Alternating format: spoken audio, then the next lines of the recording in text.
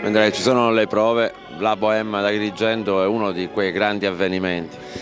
Siamo dinanzi a una grande conquista del teatro e della Fondazione Luigi Pirandello, perché la Bohème è un'opera che viene prodotta proprio dalla Fondazione Luigi Pirandello di Agrigento.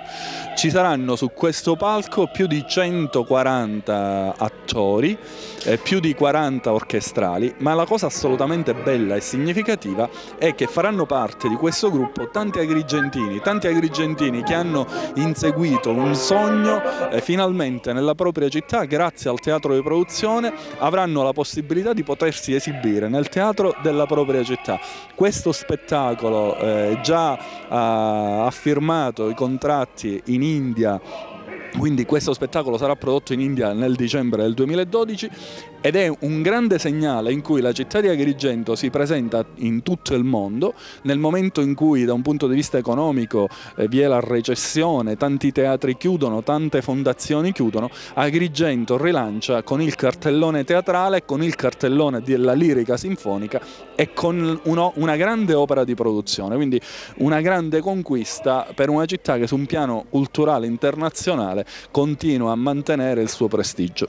È motivo di vanto aver prodotto la Bohème come fondazione del Teatro Pirandello. Sì, è un motivo di vanto perché è l'opera delle opere, una delle più belle e delle più impegnative. Pensa che ci saranno 120 tra figuranti, cantanti, 40 tra orchestrali. È uno sforzo incredibile, prodotta interamente dal Teatro Pirandello, è venduta, esportata nel mondo, abbiamo già molti contatti perché il brand Teatro Pirandello Valle dei Templi è un brand di alto profilo. Forse noi agrigentini certe volte non ce ne accorgiamo di vivere in una città che è famosa nel mondo e quando produce qualcosa la produce bene, ecco queste cose possono esportare nel mondo il nome di questa città e farci pure guadagnare, perché queste sono delle operazioni che portano anche risorse. La cultura porta anche lavoro. Incontrate dei problemi come fondazione?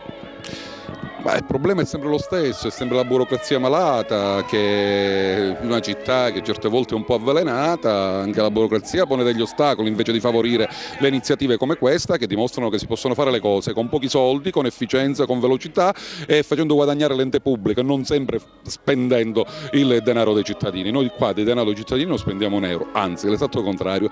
Beh, un invito è che tutti si mettano a collaborare per superare i problemi e non sempre per mettere ostacoli e crearli.